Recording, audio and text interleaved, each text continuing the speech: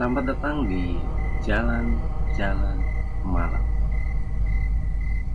Malam ini saya akan membawakan kisah nyata dari seorang mantan karyawan rumah makan. Kisah yang terjadi di awal tahun 2009-an ketika dunia kuliner sedang naik-naiknya. Warung makan tumbuh di mana-mana dan persaingan semakin keras.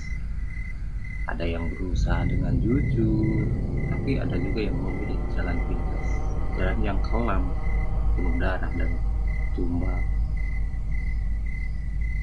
Inilah kisahnya, kisah tentang Rian, mantan karyawan rumah makan yang hampir dijadikan tumpang penglaris.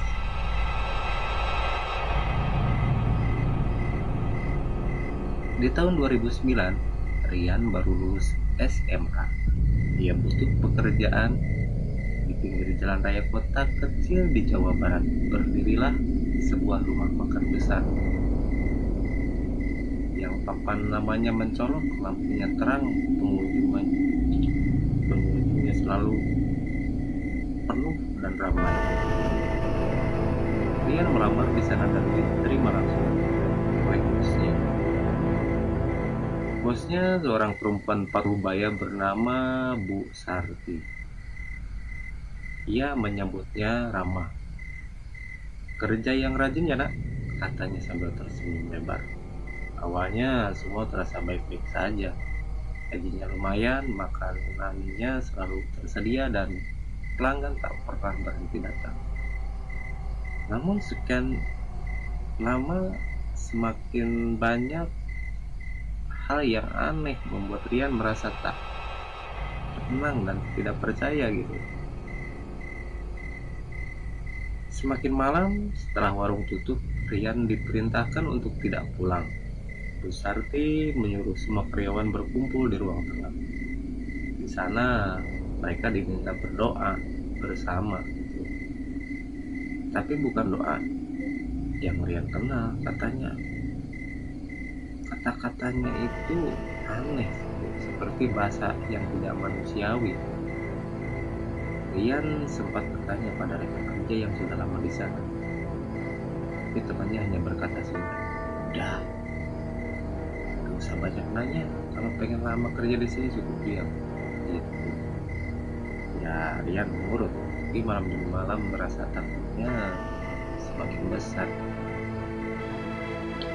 Kadang saat dia menutup pintu dapur, dia melihat bayangan orang tinggi besar berdiri di pojokan. Dia di pojokan rumah makan. Waktu ia menoleh, bayangan itu hilang, tapi bau hamus darah tetap tertinggal di udara. Suatu malam Rian lupa dompetnya tertinggal di dapur. Saat itu warung sudah tutup. Semua orang sudah pada pulang. Dia kembali membuka pintu belakang. Perlahan dia coba untuk mengambil di toilet tersebut. Dia kembali membuka pintu belakang dan di dalam terlihat cahaya lilin redup.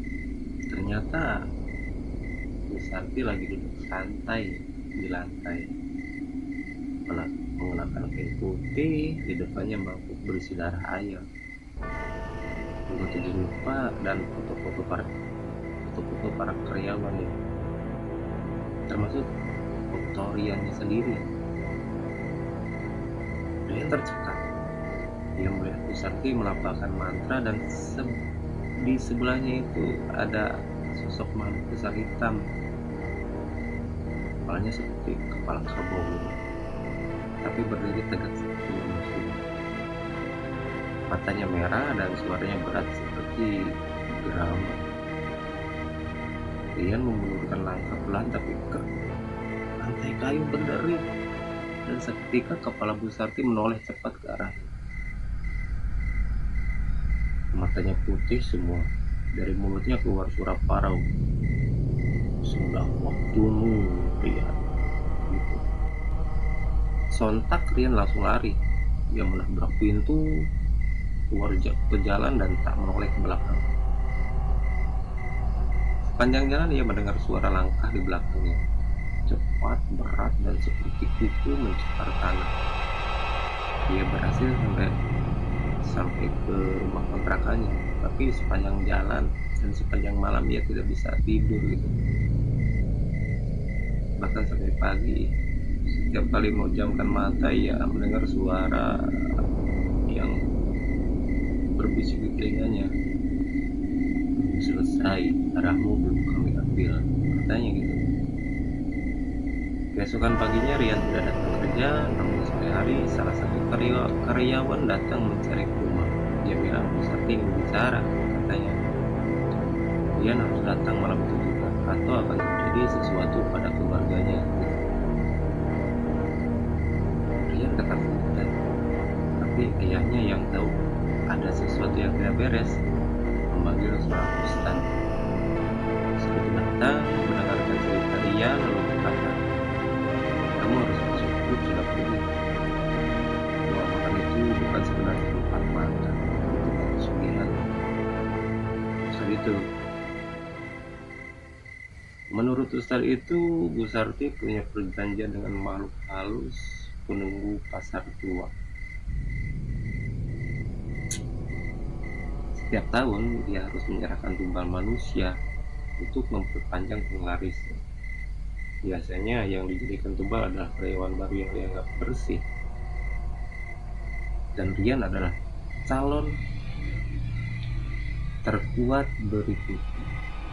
Ya, karena Rian baru dan masih bersih. Dan malam itu ya kabur. Dan malam penyerahan tumbal, Ustadz memberi Rian doa dan minta dia tidak keluar rumah selama 3 malam. Namun, malam ketiga tepat pukul 2 dini hari, terdengar suara ketukan di jendela kelas. Tapi ritmenya seperti orang yang memanggil dengan sabar gitu.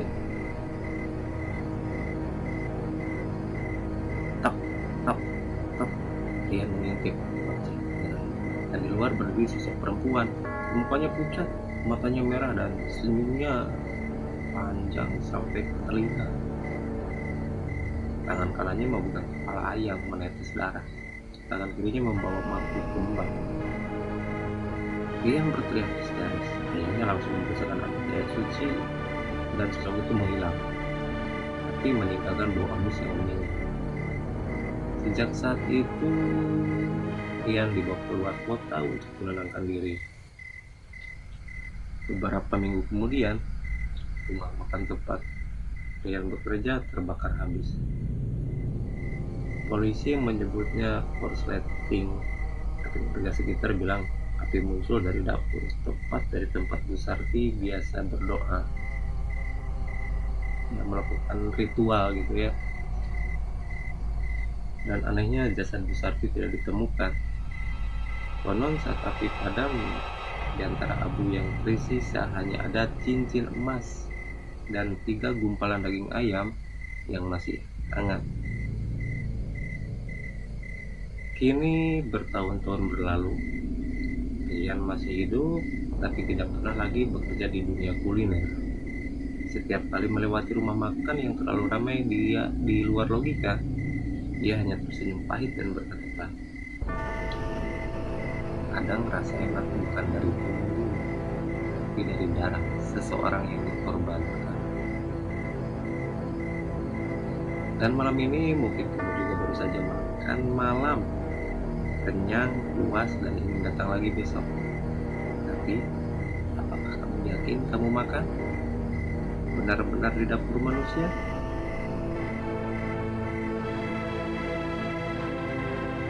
Hati-hati kalau makan di tempat yang terlalu laris tanpa alasan. Karena bisa jadi yang membuat ramai bukan rasa, melainkan roh yang menagih tumbal. Saya pamit undur diri. Sampai jumpa di kisah berikutnya hanya di Jalan-Jalan Malam.